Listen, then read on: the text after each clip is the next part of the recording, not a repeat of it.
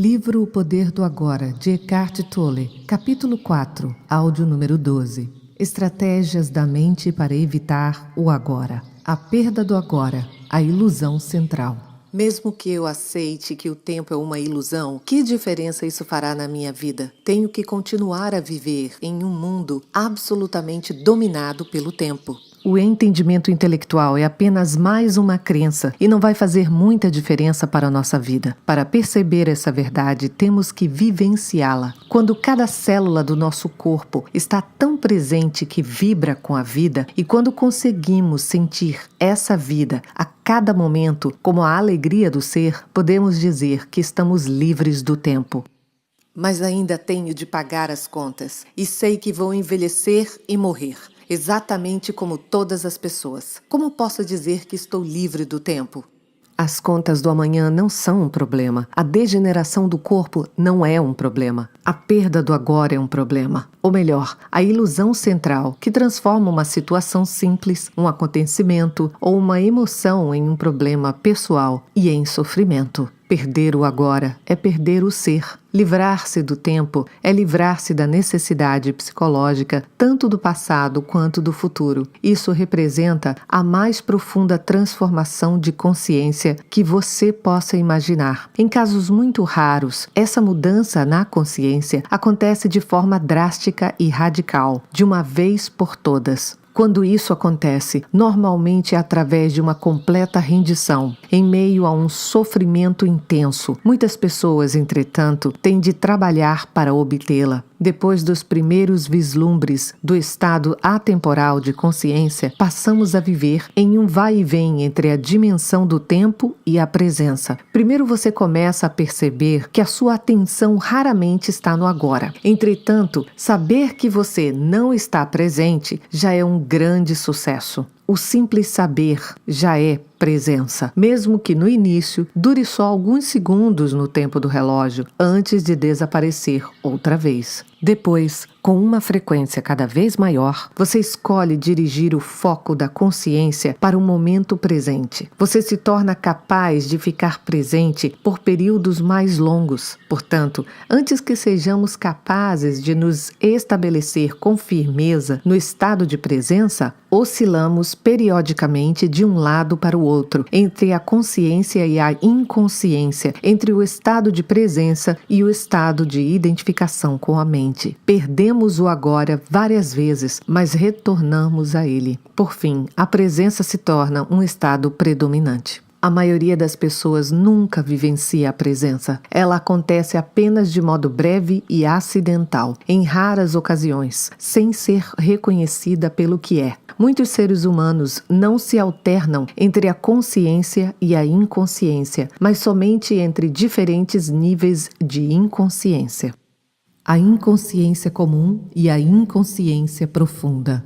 O que você quer dizer com diferentes níveis de consciência? Como você provavelmente sabe, o ser humano se desloca constantemente entre fases do sono em que sonha e que não sonha. Da mesma forma, a maioria das pessoas, quando acordada, se alterna entre a inconsciência comum e a inconsciência profunda. Chamo de inconsciência comum essa identificação com os nossos processos de pensamentos e emoções, nossas reações, desejos e aversões. É o estado normal da maioria das pessoas. Nesse estado, somos governados pela mente e não temos consciência do ser. Não se trata de um estado de sofrimento agudo ou de infelicidade, mas de um nível baixo e contínuo de desconforto, descontentamento, enfado ou nervosismo, como uma espécie de estática ao fundo. Talvez você não perceba muito bem essa situação, porque ela já faz parte da nossa vida, entre aspas, normal. Da mesma forma que você não percebe um barulho contínuo ao fundo, como um zumbido do ar-condicionado, até ele parar. Quando isso acontece de repente, ocorre uma sensação de alívio. Muitas pessoas usam a bebida, as drogas, o sexo, a comida, o trabalho, a televisão ou até mesmo o ato de fazer compras como anestésicos, em uma tentativa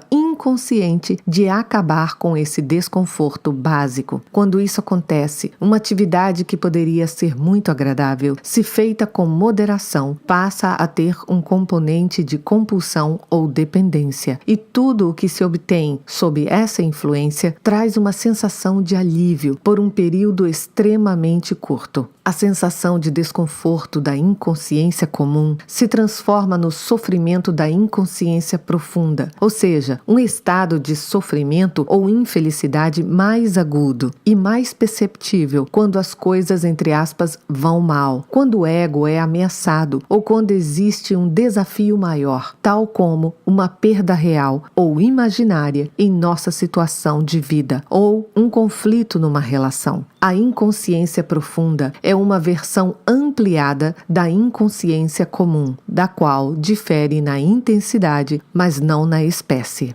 Na inconsciência comum, uma resistência habitual ou uma negação daquilo que é cria um desconforto que a maioria das pessoas aceita como algo normal. Quando essa resistência se intensifica através de algum desafio ou ameaça ao ego, faz aflorar uma negatividade intensa que se manifesta sob a forma de raiva, medo profundo, agressão, depressão, etc. A inconsciência profunda significa com frequência que o sofrimento começou e que você passou a se identificar com ele. A violência física não aconteceria sem o estado de inconsciência profunda. Ela pode explodir com facilidade quando as pessoas geram um campo coletivo de energia negativa. O melhor indicador do nível de consciência é a maneira como você lida com os desafios da vida. É através desses desafios que uma pessoa já inconsciente tende a se tornar mais profundamente inconsciente e uma pessoa consciente a se tornar mais intensamente consciente. Podemos nos valer de um desafio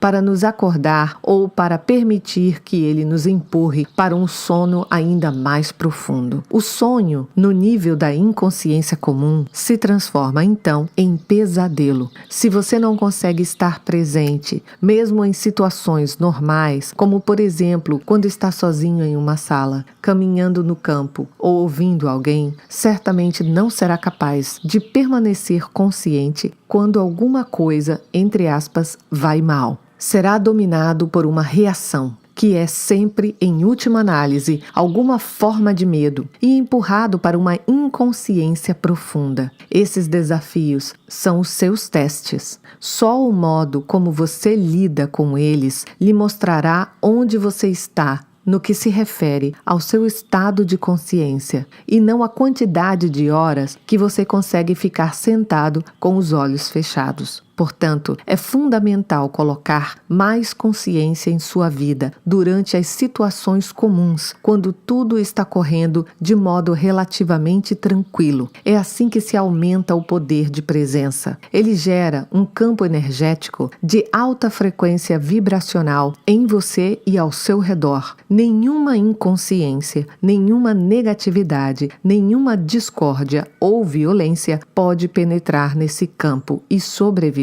Do mesmo modo que a escuridão não consegue sobreviver na presença da luz.